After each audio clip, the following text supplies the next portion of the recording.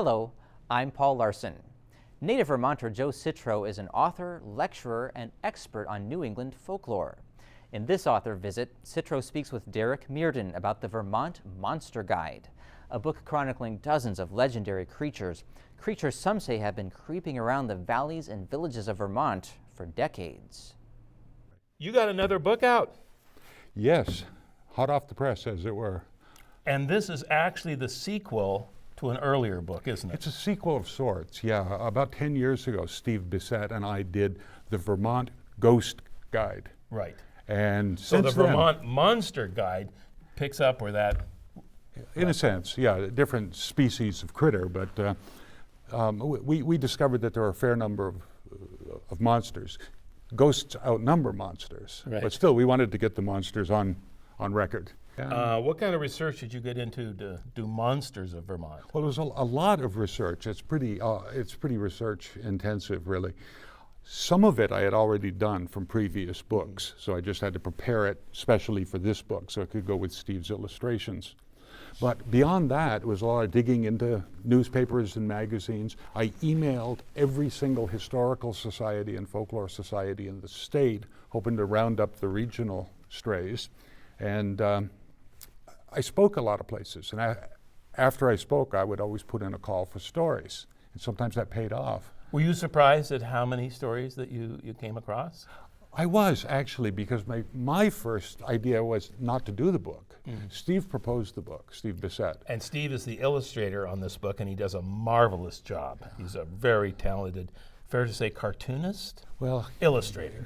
Cartoonist for sure, illustrator for sure. Yeah. He did Swamp Thing. He was responsible for Swamp Thing. The original Swamp Thing, the comic, the Swamp Thing. And Tyrant and Taboo, so he does have a history in the comics world. So a perfect marriage with you guys getting together to do particularly this book. It's very visual and it's full of very, very scary and in some cases very funny, touching little short stories about all the monsters that you have managed to come across poetically, if you will, in the state of Vermont. What attracts you to monsters? Well, for one thing, I was getting a little fatigued doing ghost research. And I kept hearing, while I was researching my other books, all these monster stories. Mm-hmm. Some of them were not unique to Vermont, like Bigfoot stories. Right. But some seemed to be unique to Vermont. For example, the story of the pig man in Northfield. I'm not so sure that any other state can boast a pig man. The monsters in this book, if you were to plot them on a continuum, they'd go everywhere from totally fanciful to almost real. Right. Champ being an example of something that's almost real. Right. We've got all the proof we need but a body, and we don't want that. Right. So somewhere on this continuum, there are shadow people. A relatively new phenomenon. These are seemingly creatures that are all black.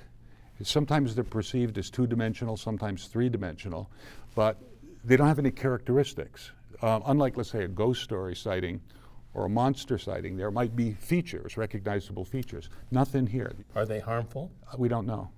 We don't know of anyone who's harmed by one, but we don't know what they're up to. Where do I have to go into Vermont to find a... Well, they can be anywhere. I interviewed a woman from down around White River Junction who had some experiences with shadow people. So we know there's some down in that neck of the woods. All right, how about a Wendigo? A Wendigo. A Wendigo, sorry. Yeah. Wendigo. Well, this is an old Native American story. Okay. And it was told probably north of here in Canada, and logging country in Quebec, logging country in Vermont and New York. It's a wandering forest spirit. Someone who's died in the forest and who's kind of morphed like a werewolf into a Wendigo. Got it. And the Wendigo will pursue living members of the tribe or the group or the logging company, and ultimately will either destroy them or change them into one of its kind. One more for you. Okay. The Orb of the Valley. Now this is spooky. I get spooky when I hear this. Well, some of these stories, like the Orb of the Valley, you can't tell really whether they're ghost stories. Right. Or UFO. monster story, or possibly in this case a UFO. Right. But it's a sphere, an illuminated sphere that's been floating around in the woods up around Bakersfield, Vermont, for years. I've got stories about this thing going back into the 19th century. and it'll move around through the trees. In some cases, it'll come right at people. It never makes contact, but it seems to behave with a certain amount of intelligence. It reacts, in other words, or can react. It can. There's a story about one college professor who had a cabin in that area, and while he was in the cabin with the door open, one of these orbs came drifting by, and he invited it in. Really? That's the story. And came in. And it started to come in, and then thought better of it, and took off. So that's one of the indications that it shows some kind of an intelligence. What fascinates you about the life beyond the veil, the mysterious, the ghosty, haunted forest? What is it that pulls Joe into that? For one thing, it's more pleasant than the immediate reality. This provides and has provided kind of an escape, but also possibilities. There's a certain smugness to science, I think, and it really doesn't open every possible door. It isn't always open-minded. There are things that happen that we really can't explain. Champ was ignored by science for years. Ghosts are still, whatever it is that happens when people report seeing ghosts, remains unexplained. In spite of this proliferation of so-called paranormal groups, we still haven't got any scientific grip on this. So you're not frightened? Ghosts don't scare you? Monsters don't scare you? They can probably startle me. Right. See, one of the reasons I didn't want to do this book is that I just thought we weren't going to be able to find enough monster stories. Essentially, there are two monster stories, essentially. One is, I saw a monster and it ran away. Right. And the second is, I saw a monster and I ran away.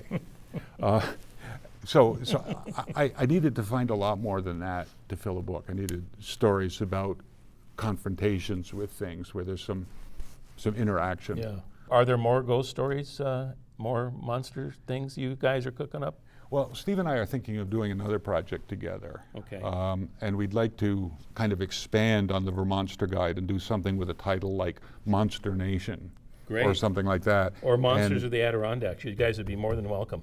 That would be cool, and I bet there are a few. Yes, there are. There are more than a few. Author Visits is a production of Mountain Lake PBS. For more information about the authors and their books, head to our website, mountainlake.org.